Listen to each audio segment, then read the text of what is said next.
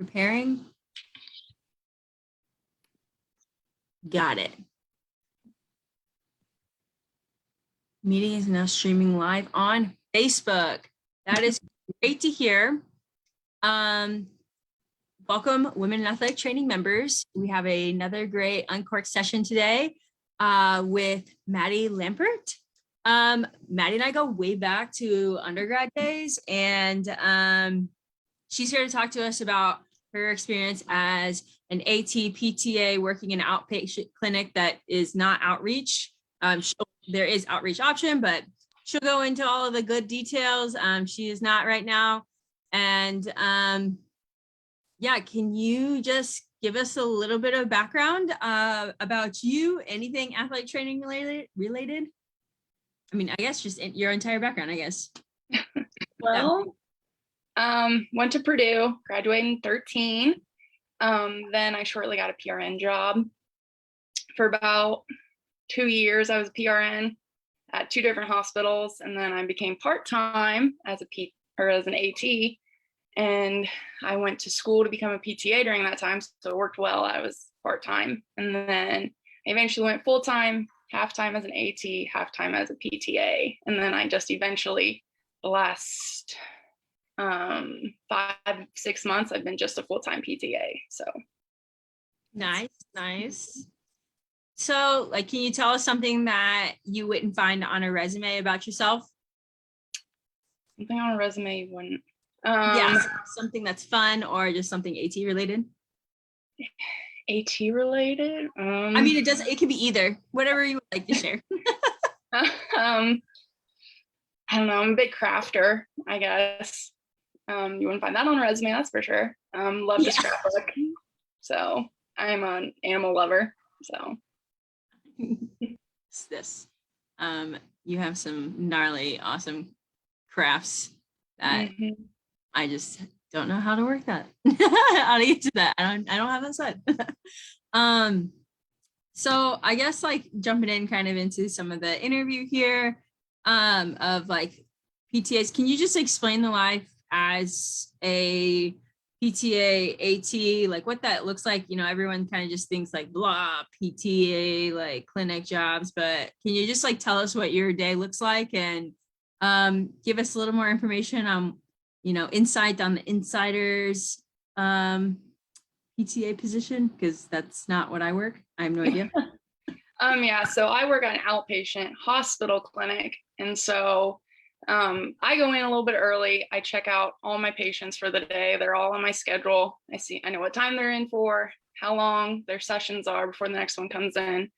But I go in early, check all their charts if I don't know them, and then I'll pre-chart on everybody. And so it takes less time and I have more one-on-one with the patient and I can talk to them. I see maybe on my long days, I work 10-hour days. Some days I'll see up to 12 patients in a day.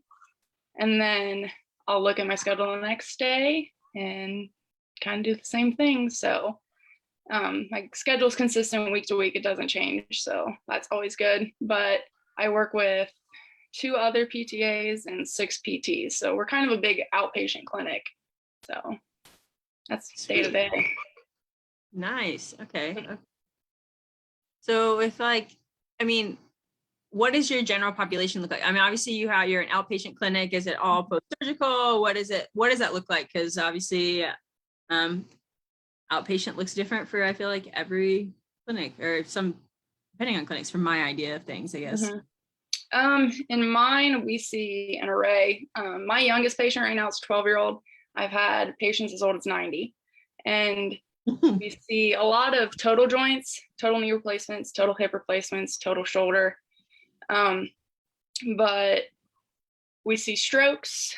We see people with dementia. We see a lot of low back pain, surgeries of any kind, really. So it's just an array of things. And if we don't feel comfortable, the PTs, they know what we're comfortable working with. And if it's more of a complicated case, usually I get to stay back and watch. So that's always nice. But we see pretty much everything from young kids. There's even a PT that sees, infants all the way up to 90-year-old. So all ages. Wow, that's like a wide array there, and Mhm. no specific like I guess I don't want to say genre because that's not the right word, but specific. You got to be ready for all of the things. Oh yeah. Uh, so like, I feel like everyone's worried about PT clinics being or PT clinics. I'm sorry, outreach clinics being boring. What's your favorite part about the job and about working in an outreach clinic? Um, I guess it would be the ages that I see. I get to see everybody from the young kids all the way to the older ones and hear their stories. And I just like the different things that they bring to the table. They all have a different story. And I love to hear, what brought you here? How did you get here? Sometimes it's just because they need general conditioning, and others is because of an injury. So I like that fact. So those are probably my favorite things. And my coworkers are great. So it makes going in each day a lot easier. So are all of the ATs also PTAs within your clinic, or are there any specific just AT? At my clinic, all of us PTAs are ATs as well. And we all went to the same PTA school. So our boss kind of all like, here's a great program, check it out, and we can get you on full time as PTA ATC. So yeah, all of us ATs are PTAs as well. Nice. So I guess like I mean, with that dynamic in that relationship with the PT, like how does that function? Can you tell us, can you describe the kind of like that relationship? Because obviously like, there has been conversation before about PTs not understanding ATs and giving that autonomy versus not giving that autonomy. You know what I mean? What that looks like. And so obviously like every clinic is different, but can you like share what that looks like for you guys and your setup? Mm-hmm. So our PTs all know everything about us ATs and what we bring to the table. The fact that, we can do evaluations at our schools, but we can't do them here in the clinic. So they know that we have that background and we have more than what a normal just PTA that goes straight from like high school or straight, that's their career. That's just as a PTA. They know we have a little bit more background. And one of our PTs is also an AT. So that helps as well. So Yeah. if we have questions, it's usually not as in depth, I guess, as a PTA might, just with that background might have. Yeah. But they seem to, our PTs are really great in my clinic. None of them really say anything bad about us. If we have questions, they're more than willing to help and talk. So that's always helps as well. That's awesome. And that's great to hear like that support and that dynamic that you guys have.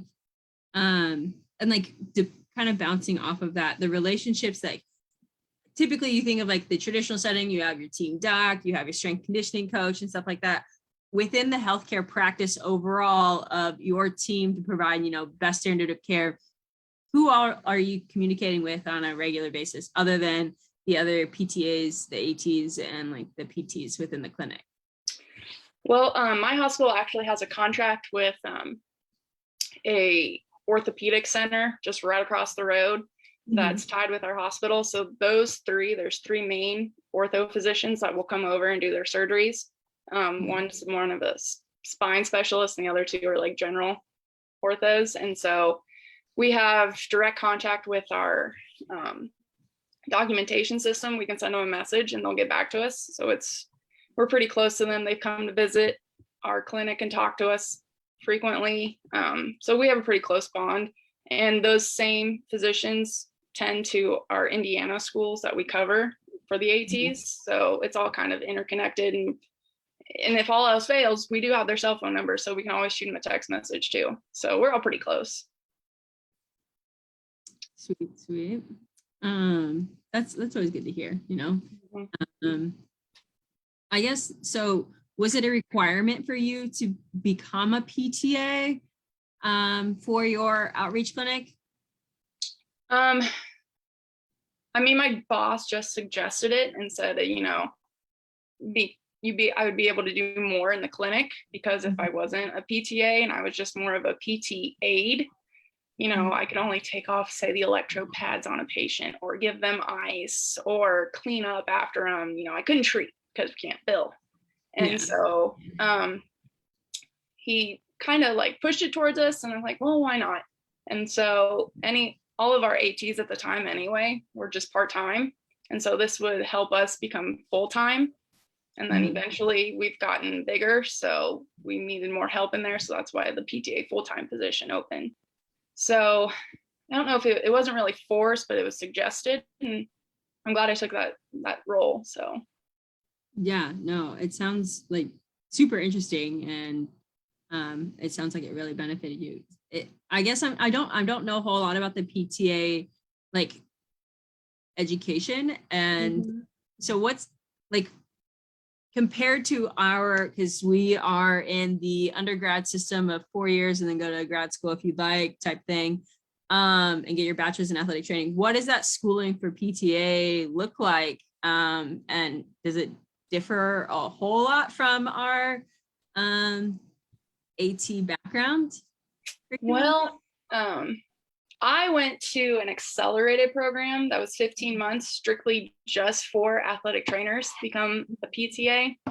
So I really was just learning what PTAs do. Like, I had all my core stuff down, but I would say the biggest thing that was learning, assistive devices like a walker, a cane. You don't see that a whole lot in the athletic training field most of the time if you're at a secondary school. And then more of your total joints. So you have to learn how to work with them. But evaluation wise, we didn't do anything in PTA school because we don't do them. So that was one of the biggest things. And the fact that we only have to follow behind a PT, what their plan of care is. So that's kind of what they have to do. But so, they have the same things that we went through with the anatomy and physiology and therapeutic exercise and modalities. They do all that, but just the evaluation part, that's probably the biggest thing that I have over just a regular traditional PTA. Okay, interesting. I guess I kind of forgot about, I didn't even think about like not being able to do the evaluation portion. Do you miss doing the evaluations? Like, is that like, do you feel like you like that portion of like, all right, well, don't have to document that. I always second guess myself. So it's always nice. And, if I do see a patient after they get eval'd and I see them and I'm like, okay, I can come to that distinction as well. But I always like the fact that, I see it after someone else, just because I second guess myself. But, I got plenty of it. I do kind of do PRN stuff at the high school yet if I need to. So it's not that I lose it completely. So yeah, that's good. I kind of then bouncing off of that, then what is something like a responsibility that in your role as PTA AT may not be a part of a traditional role of the traditional sense of a certified athletic trainer? Well, like in the secondary setting at the school, I could do pretty much whatever I wanted.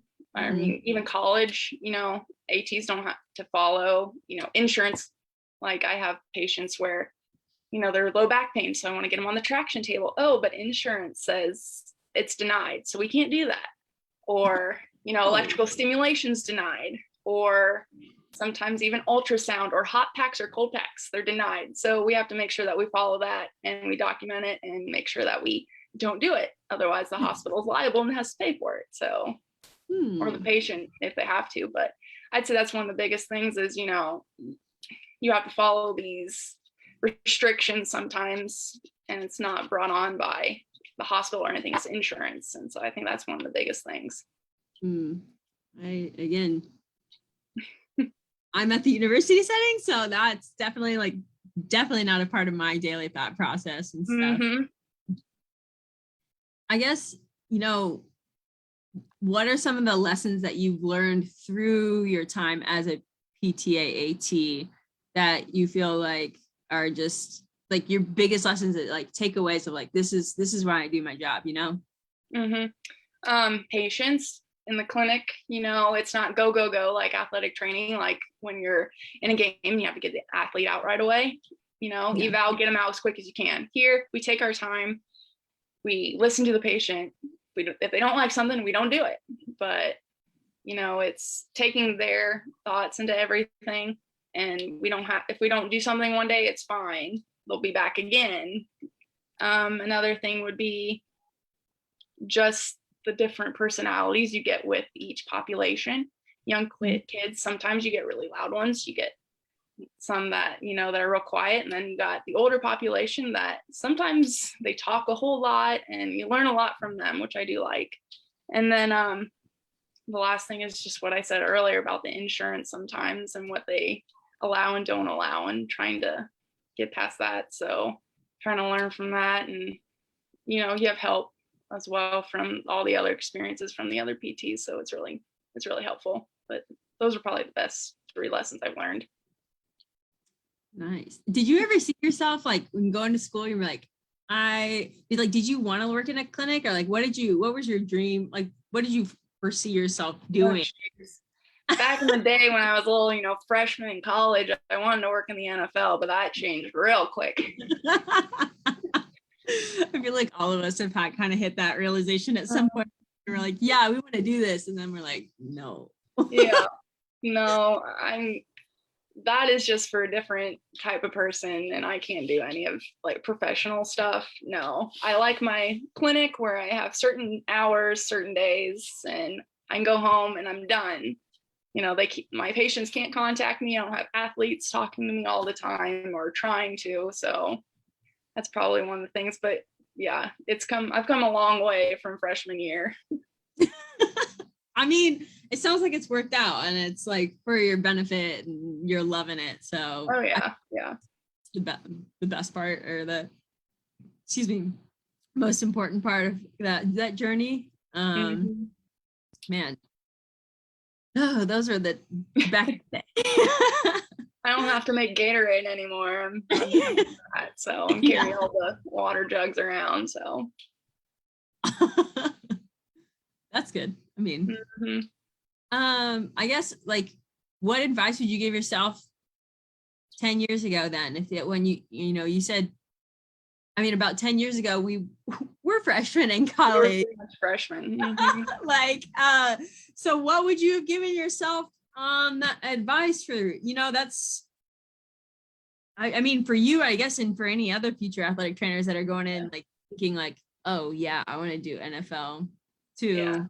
And then may switch gears sometime. Like that's all we're doing these series and stuff, just in case people want to switch gears or they're looking for something new.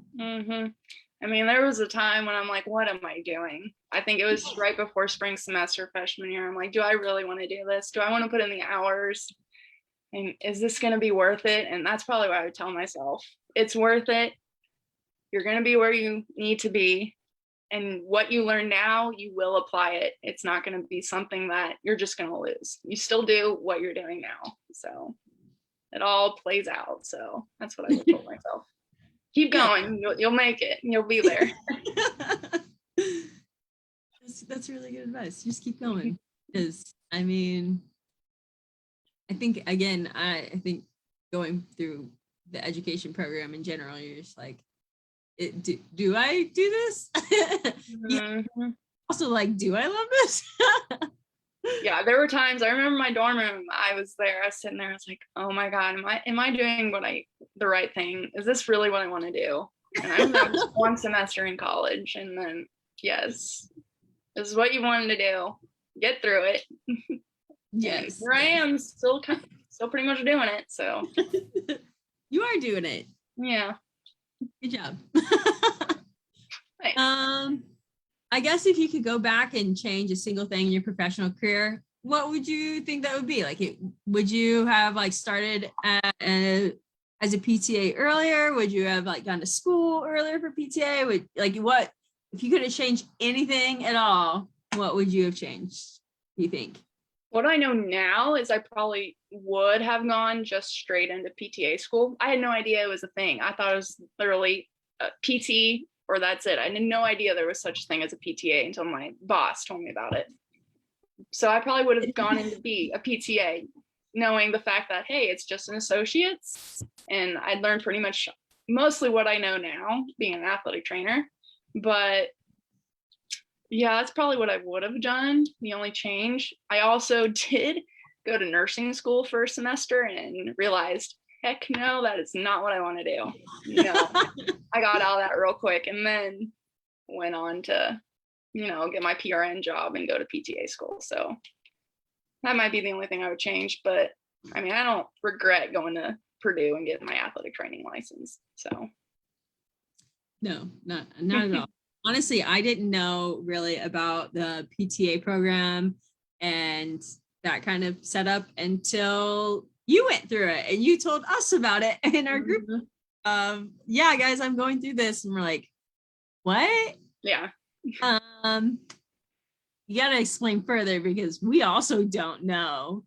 Yeah, one of those careers I never learned about in high school. No idea it was such a thing. So no, even I feel like we didn't really going through undergrad and stuff. I don't like we obviously did PT rotations and an array of rotations, but PTA never even kind of like I don't remember it at all. No. Granted, I feel like I've lost a lot of memory since that time, so it very could have happened, and I just like wiped it clean. I don't know about you, but in some of them classes, AT classes, we get sidetracked anyway. So what we were learning, we had to learn outside the classroom because we got sidetracked. So I don't know. It might have been brought up, but yeah, I wasn't listening. Thinking about a couple of our professors at the top. Oh man, those were some good days. Man, the first person that comes to mind is Dr. Z for that. Oh yes, ours was Larry. Hilarious, yes, also. So like, do you feel like the clinic is a viable like resource for women who are looking to, they're pushing to kind of create athletic training more sustainable and have better quality of life, especially when you get that time of period of your life that you feel like you're ready to have a family? Do you feel like an outreach is a great setting for that? Like, do you feel like you have that better, and I hate to call it a work-life balance because like that's not quite the right wording in my sense, in my idea, my thought process, but do you feel like that's like a better, I don't want to say better either because it can be done at all settings. It's just very challenging depending on the setting. Do you feel like that's a great option for women who are potentially thinking about going outside the traditional realm and trying something new? I think so.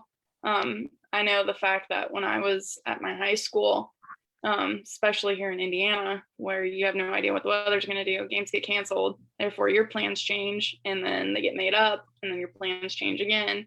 Being in the clinic, I have to show up to work same time every day, leave different times each day, but at least it's the same schedule week by week.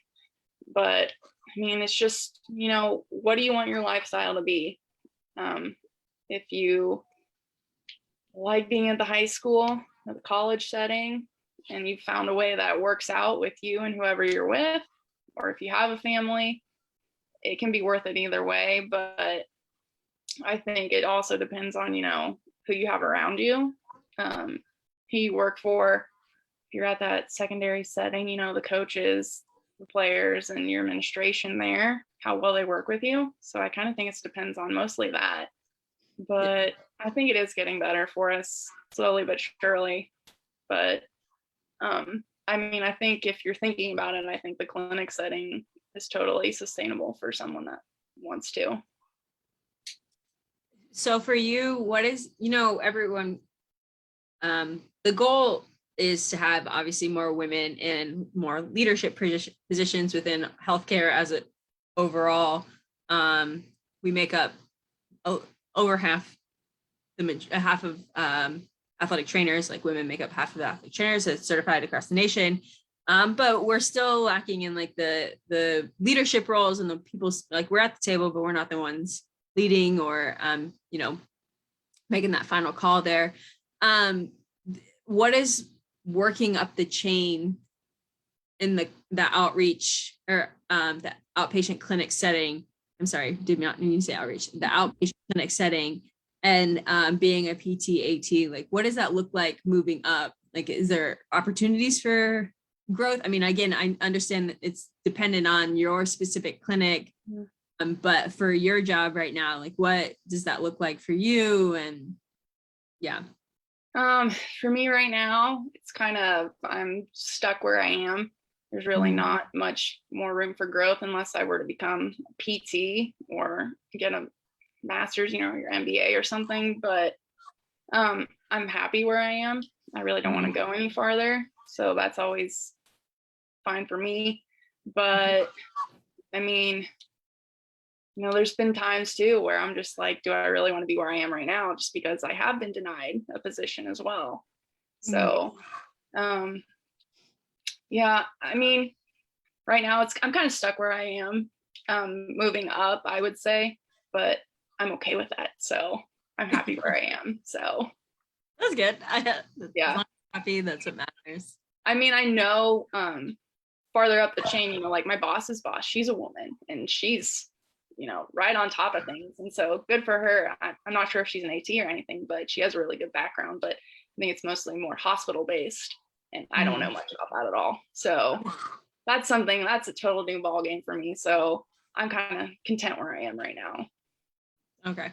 I mean, and that's kind of, you kind of answered that too, is like, is it, if you're going to move up the chain, is it more hospital admin type based, or is it just kind of, you know, like you said, moving into a PT position or whatever that may look like, I guess. I don't know. Yeah, mostly hospital type stuff. And I'm not for that.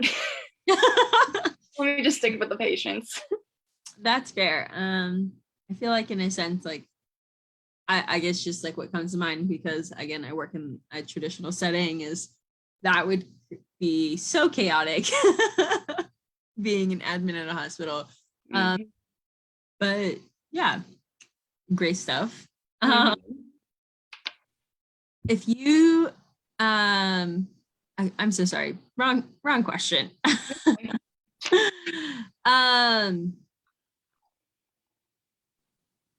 What, man, I am just blanking here.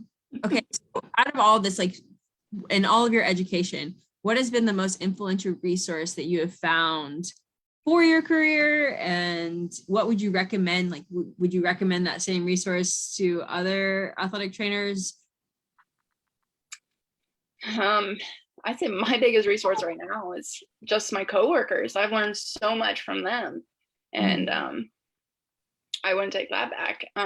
They've taught me hands-on stuff in the clinic, which I didn't learn so much in school, because I think a lot of the stuff I learned came in the actual job setting. Like I can read a book and learn so much from that, but to be able to apply it is what, you know, my peers and my coworkers have done, because they have many more years experience than what I do.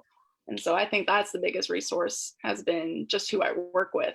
So do you have, like, for continuing eds and stuff, do you have to do your AT continuing eds kind of carry over into that PTA as well, or?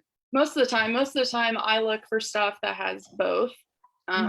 Most of the time AT is less CEUs, and which I find, you know, kind of dumb, but it is. But the fact that PTAs only need, I think 20 or 25, I forget, CEUs every other year, compared to an AT that needs 50. So yeah.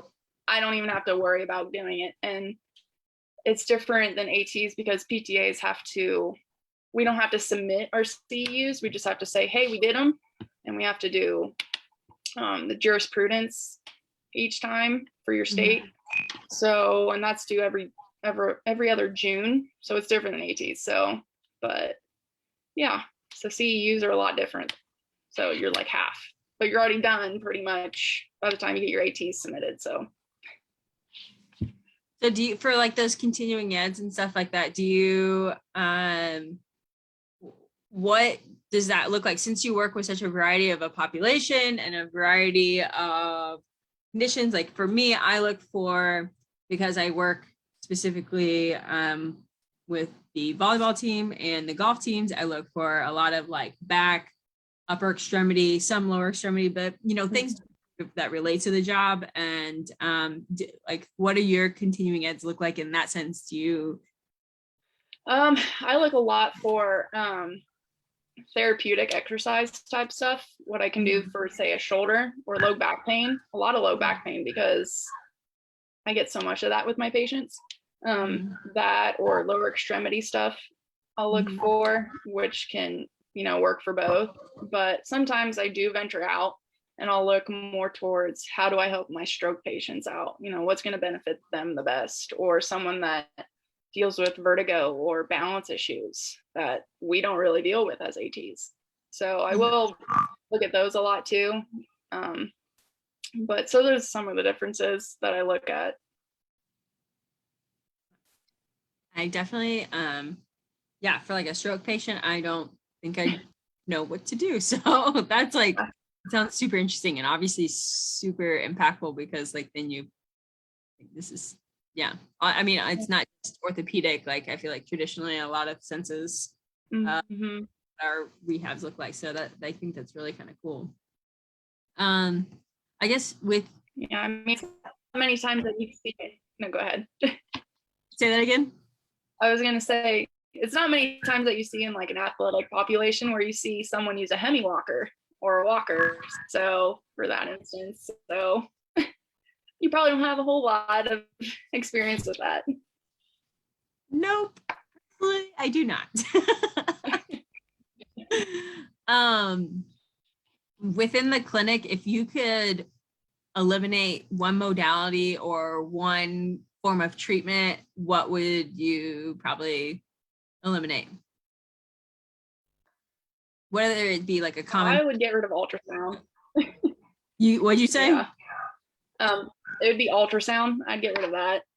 I use it very rarely, and when I do, I ask the patients, did you experience anything? Was there a change at all? They say, not really. So I just get rid of it, and I don't see any benefit from it. So we can ditch that machine.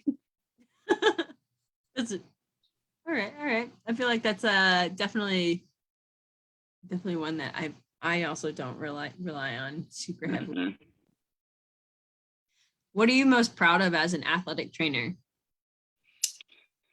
As an athletic trainer, I really like the relationships that I've come to now. There's just so many of us out there, especially my classmates that I've gained along the way. At the school that I was covering at, the coaches were great, the athletes are great, even the parents were really good. I didn't really have any altercations with any parents. So I did look forward going to the school when I was there, and all those relationships I do have. So it's making those connections, and in the future, if I need help, I can always go ask them, and I have no hesitation. Nice. I mean, so to bounce off of that, what's your most proud moment as a PTA? Does that change things? Your answer? I mean, because you're not working in outreach anymore.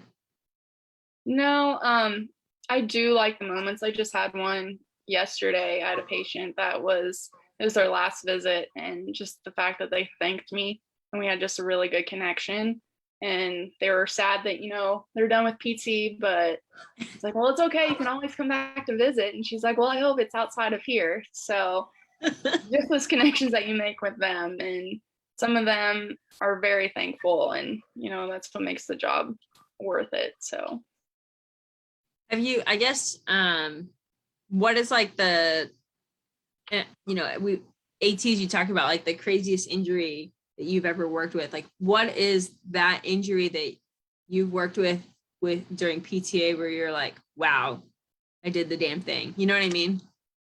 Oh, as a PTA? Yeah. What have I worked with that I'm just like crazy? I mean, I don't really think I've worked with something that's been super crazy yet.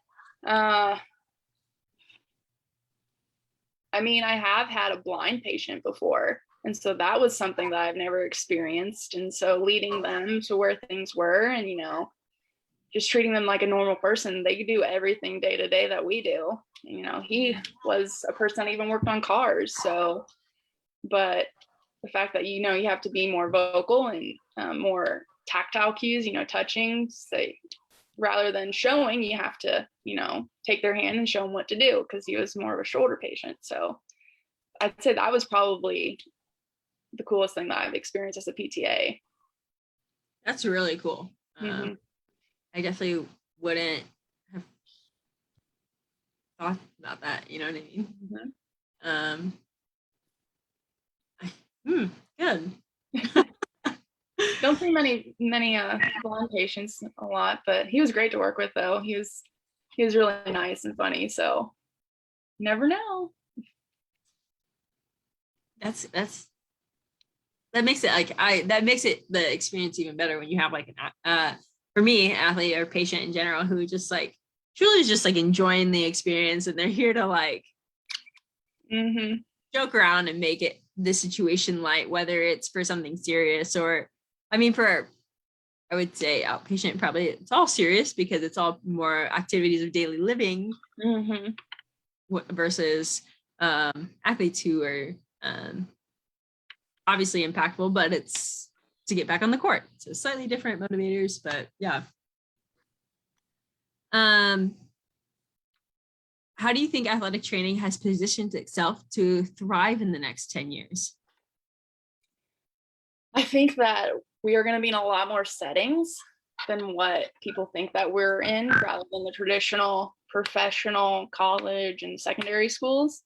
The fact that, there's becoming more of a need for industrial athletic trainers. You're seeing more so in the clinics as well. I don't know much about the military, but I know there are some. But I think the fact that we are showing more that we can be involved in healthcare, and hopefully, we just as athletic trainers, not as a PTA, but ATs, we can do more in the clinic hopefully in the future, just because, really we have more education than what a PTA has. If you think about it, since we have a bachelor's and a PTA right now, it's just an associate's. And I think they're all moving up. I mean, AT's going up to a master's, and I think they're talking about PTA is going to be a bachelor's. But the fact that I think ATs, we're going to be more in settings, hopefully being able to do more. That's what I see in 10 years. So we'll be more valuable. It's just going to take time. Yeah. We're just proving it every day. So. Yeah, that's great. What advice do you have for the future generations of athletic training?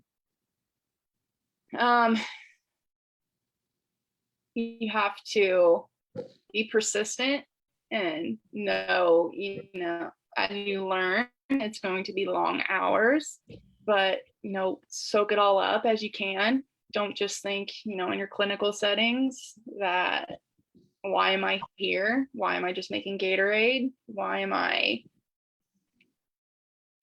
putting all the sweat, blood, and tears is what I would say that we had to experience. If you want to do it, you'll do it, is what I have to say. If you're there for the right reason, you get through it. And I did the same. And it has great opportunities of growth. You're not stuck to just one traditional setting like some other professions are. So I would say, you can do it if you do it. So you've brought up the Gatorade a couple of times now. Out of all of the Gatorade flavors that we had to make in undergrad, especially in the old Purdue athletic training room before the renovations, what was your favorite color to make or mix? Oh gosh. Question here. As some of the athletes would say, the Kool-Aid. I'm sticking with the traditional, like the Glacier Freeze, the blue. So, but blue, and I think we had purple too. I think we had those together. Those were always good. So a blue and purple mix always is a solid. I mean, we can never have red because I would stain the white. So never had red. Yeah. Oh yeah. I had to explain to some of my students that like the dispensers that we had to fill up in our old athletic training room, and I introduced them to like the mud water or the swamp water, we called it, and how it looks disgusting. Oh, but it's good. But it tasted good. And all those random colors and that you had that you just needed to use up, especially towards the end of the year. Yep. Sweet. Yep. Gosh, good old days. Did we miss anything about being an outpatient AT, PTA, the setting, the clinic? Is there anything else that you can think of about your job that you want to share with everyone? I don't know, really. I mean, it's just a different population than what you see in normal traditional athletic training. So the fact that I will say it's nice knowing the diagnosis of my patient by the time they come in from, say, the doctor's note or the PT eval. I already know what I'm dealing with rather than, oh, it could be this, it could be that as an AT. So that's something to think about as well. So as they come in, you know what they're coming in for. So you can always kind of prepare rather than AT when you're always on your feet. You never know. Yeah, so that's very true. Less anxiety for sure and less stressful. That's what we're all working for, is less stress and less anxiety. I know. Tell me about it. Much of it. Well, thank you for taking the time to talk with us today during this Uncorked interview about outpatient clinic athletic training / PTA. It's definitely some valuable information that I think our members are going to really enjoy and hopefully inquire further if that's something that they're thinking about. I guess we're nearing the end of National Athletic Training Month, so I hope everyone's having a great end of National Athletic Training Month and have been enjoying the Uncorked interviews that we've been posting, whether it's a repost from last year or this year, to broaden our horizons of what athletic training looks like beyond the traditional sense of the sport setting of secondary, collegiate, professional type things.